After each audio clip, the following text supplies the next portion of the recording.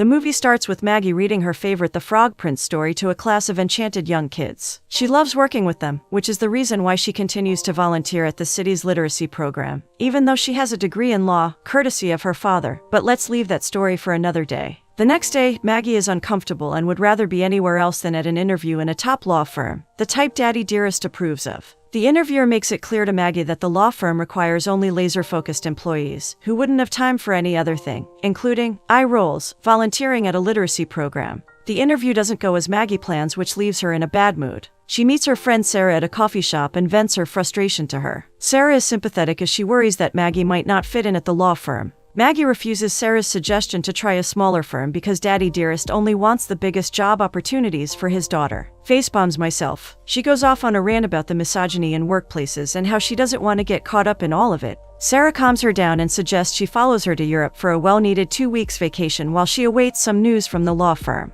At first, Maggie is stubborn as she maintains that she is not spontaneous to just go on trips, but Sarah succeeds in convincing her to take some time off. Mr. Marks doesn't sound too happy about his daughter Maggie traveling, especially to an unknown kingdom like Calpurnia, but her mom is all too happy as she lends her a box and some thick clothes for her trip. Mrs. Marks is excited as she Googles the romantic and quaint kingdom of Calpurnia, and teases Maggie about meeting a nice gentleman there. It's a struggle between her parents, as Maggie's father wants her to concentrate on getting the job at the law firm. He suggests he calls the firm and put in a good word for her, but Maggie refuses, with the plea to do things her own way, even though she doesn't even know what way that would be. Welcome to the club, sister. Mrs. Marks, on the other hand, appears to want to spend his life vicariously through Maggie, as she encourages her to have all the fun during her trip. We see Prince Adrian of the Kingdom of Calpurnia in the next scene, trying unsuccessfully to practice magic, as he listens to his butler Felix give him a rundown of his day's activities, as written by his mother, Her Majesty the Queen. Prince Adrian is the heir apparent to the throne of Calpurnia, and with his coronation in 2 weeks, preparations are underway to ensure the day goes without a hitch. The Queen summons him for a chat over breakfast to discuss Adrian's latest transgression, making the front page of Calpurnia's local tabloid with a female stranger, who the press assume is his latest woman.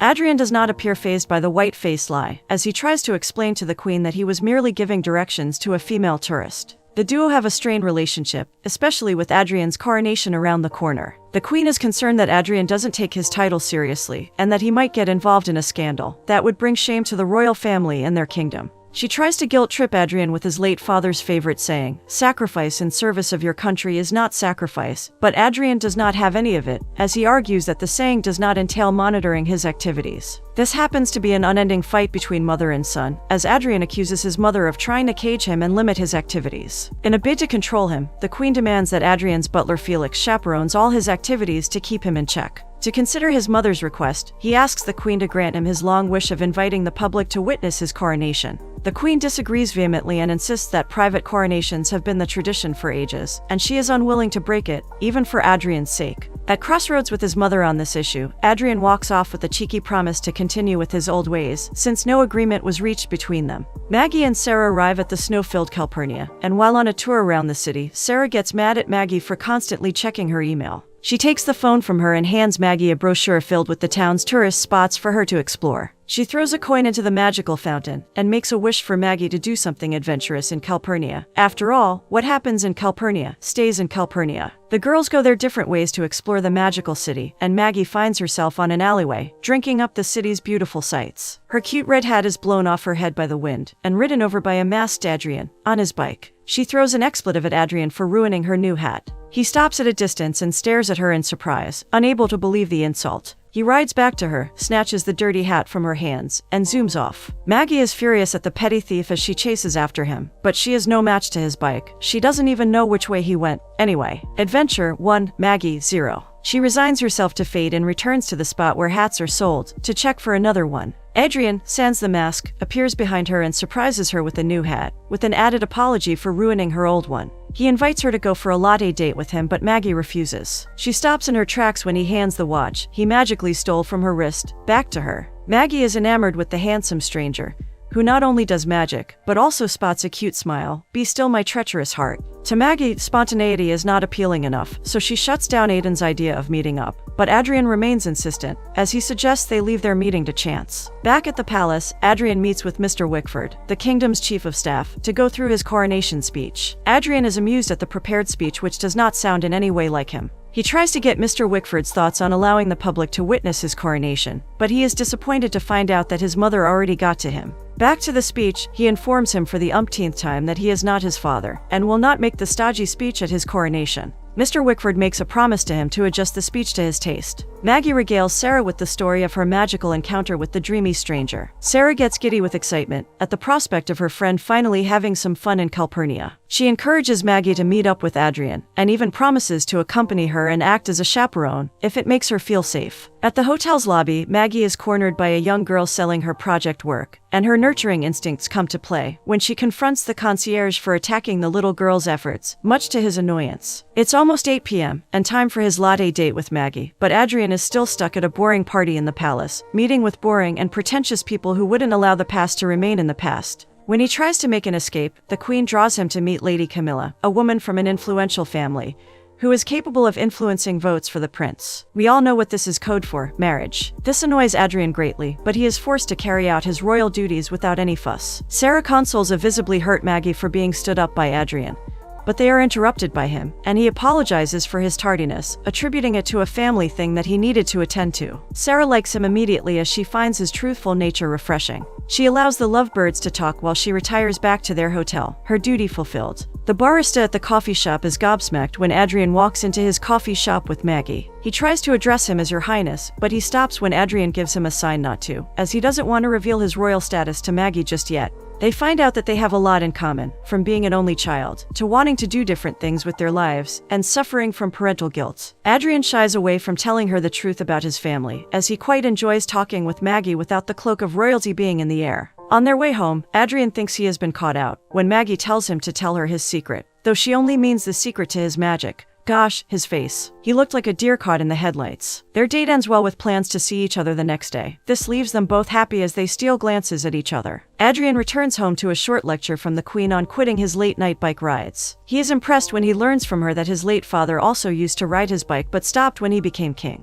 Adrian considers it sad and vows not to follow suit, but rather make his own path. The next morning, he orders a room service buffet for Maggie through Henry, the concierge, with an invitation to an outing with him. Maggie and Sarah are surprised at his kind gesture. Maggie tries to quiz Henry about Adrian, but he gives her very vague information, and this stuns both of the ladies at the kind of power Adrian wields over the formidable Henry. Maggie sounds unsure of meeting up with Adrian alone, with Sarah having something else to do, but Sarah convinces her to go out with him and have fun. The cute couple walk along a bridge as they talk more about themselves, and they find out that they both like teaching kids. Adrian confides in her that he runs a foundation for kids where he coaches the kids volleyball and music. It's a magical feeling as they talk about their love for shaping kids' lives. They get closer and closer, but their moment is interrupted by Adrian's phone ringing. His butler cheekily reminds him of a royal meeting which he is late for. He apologizes to Maggie and leaves for his meeting. Maggie and Sarah visit Calpurnia's art museum, and the art pieces interest them, so they spend quite some time checking them out.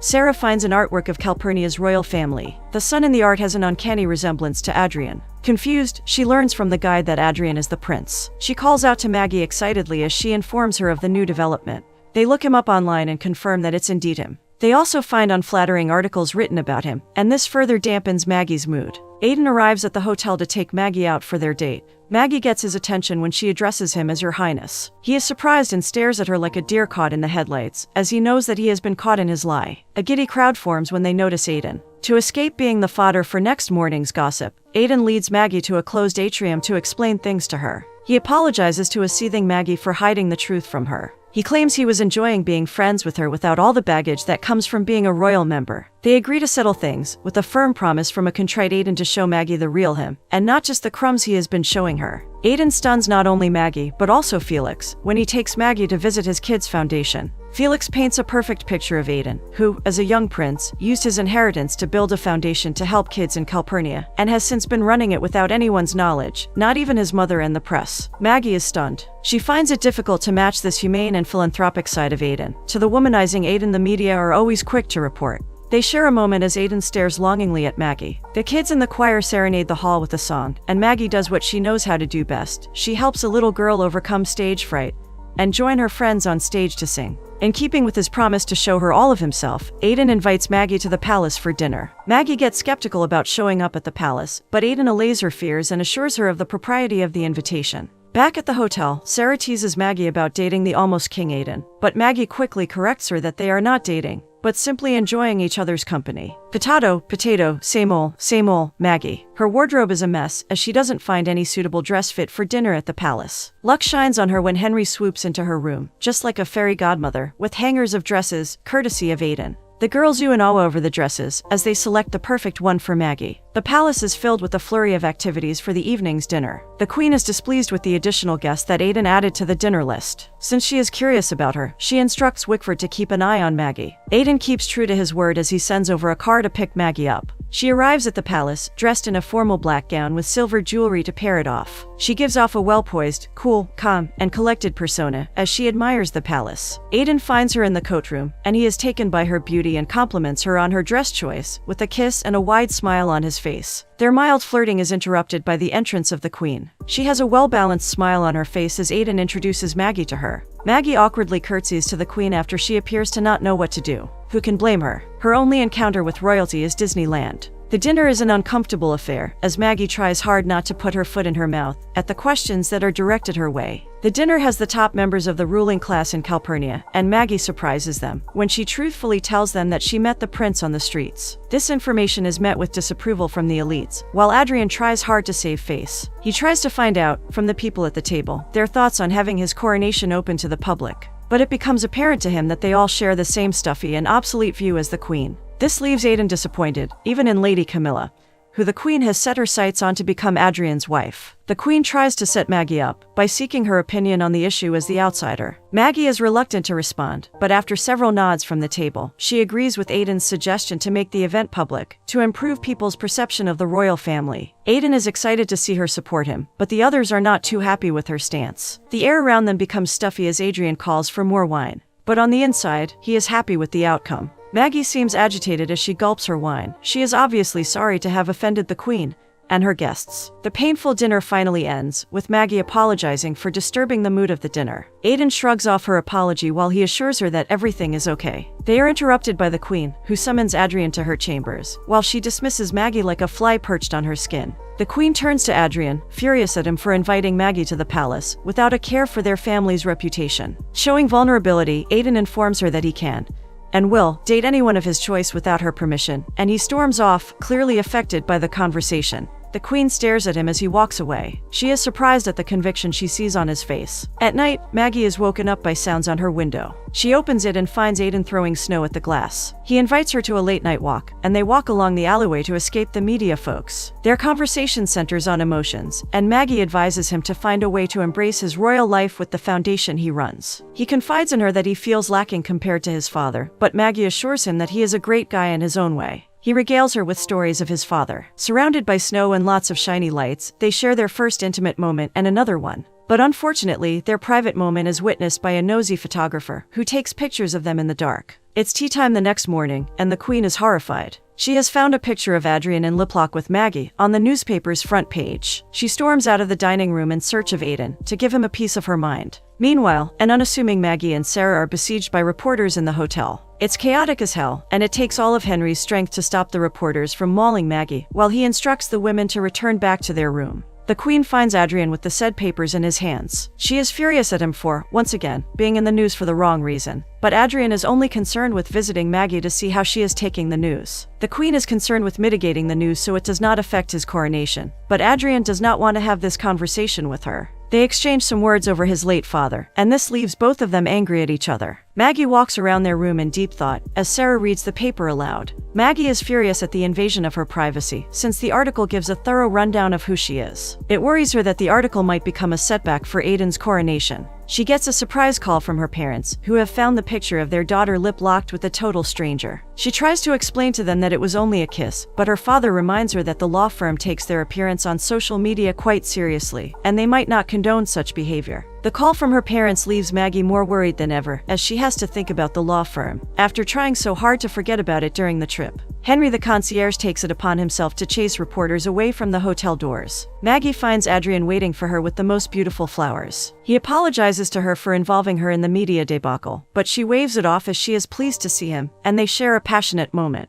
Adrian is anxious to spend more time with Maggie without unsuspecting reporters invading their privacy. He springs up with the idea of flying to Paris together. He tries to make the offer juicier for Maggie by including Sarah in the plan. Maggie is tempted to accept his proposal, but common sense wins. She reminds him of his fast-approaching coronation. She knows that the news of their Paris getaway will create unwanted buzz among his subjects. Adrian looks forlorn at her rejection. It annoys him greatly that the tabloids have an affinity with him. In fact, it seems like they always have something to say about him. Maggie swoops in, with advice to let people in on his brilliant children's foundation. But he scoffs in laughter as he vows never to use the kids as pawns, even if it helps him. Their almost smooch is interrupted by Adrian's alarm. Before they part ways, he hands Maggie Felix's card and extracts a promise from her to contact Felix anytime she needs help. In the next scene, disguised in her mom's winter clothes, to avoid reporters lurking around for a picture or two of Prince Adrian's mystery lady, Maggie and Sarah walk down the street together. Sarah is flummoxed that Maggie turned down the Paris offer, but Maggie argues that even though Adrian is a prince, it doesn't rule out the fact that they just met.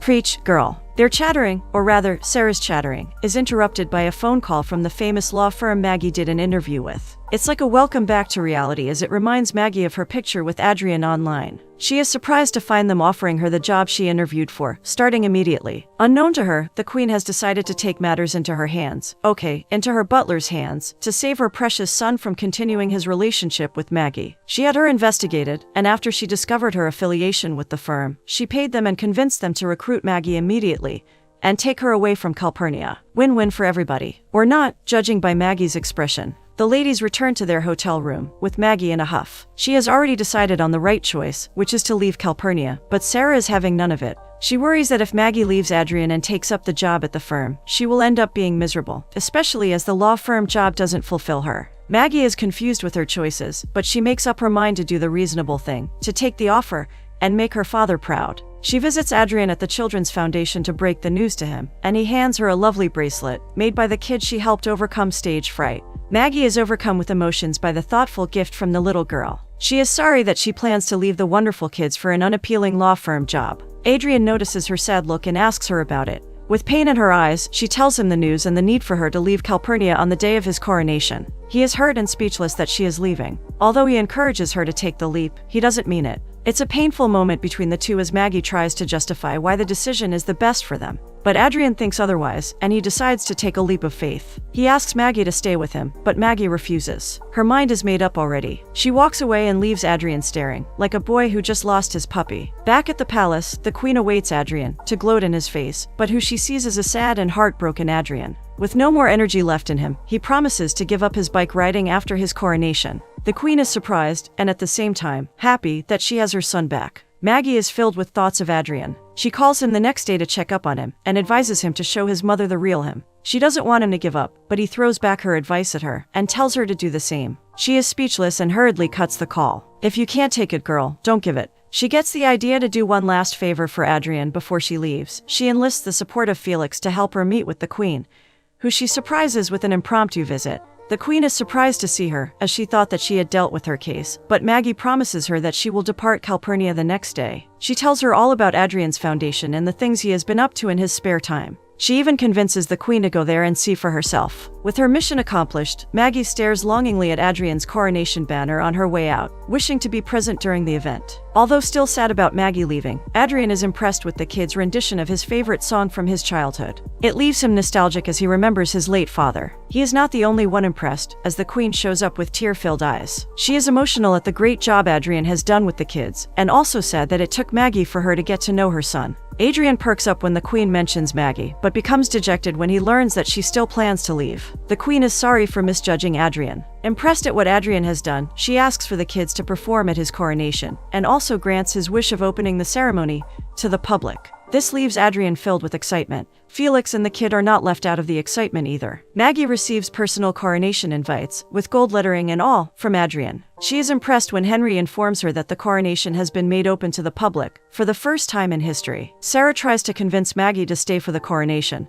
but she is insistent on leaving. Maggie is afraid that if she attends the ceremony, she would be struck by the magic and wouldn't want to leave Calpurnia again. Hours before the coronation, the Queen finds Adrian staring at his coronation attire, draped over a chair. Thanks to Maggie, their relationship is more cordial, and they are able to show affection to each other. She notices the suffering in his eyes on the day he should be the happiest. She regrets her earlier actions and decides to take matters into her own hands and save her son from starting his new life in despair. She visits Maggie at the hotel and finds her all packed and ready to leave for the airport. Maggie is surprised to see the Queen. When Maggie first saw the royal car, she thought it was Adrian who had come to say his goodbyes. The Queen invites her into the car and requests for some of Maggie's time, with the promise to delay her plane and ensure it doesn't leave without her. Perks of being royalty. The Queen is embarrassed as she confesses the part she played in Maggie's employment at the law firm, solely to force her out of Adrian's life. Maggie is shocked at this admission and the supposed sham that is her employment. The Queen apologizes for her wrong and promises to make amends for it.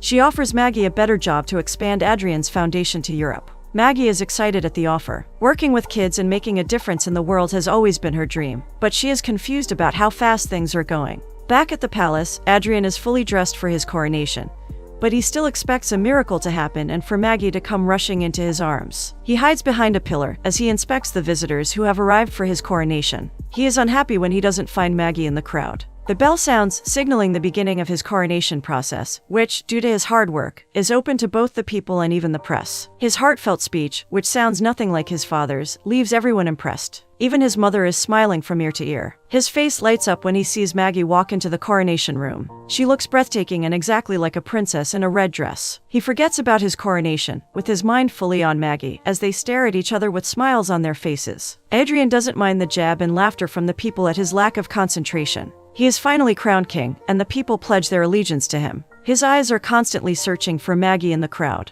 When he sees her, he wiggles out of taking pictures and speaking with important dignitaries, and makes his way to Maggie to have some much-needed time with her. The duo meet in the center of the room, and it's a beautiful time as they reconnect and share a passionate kiss. They share another kiss in full view of everyone, including the Queen, who looks at them with pride and happiness in her eyes.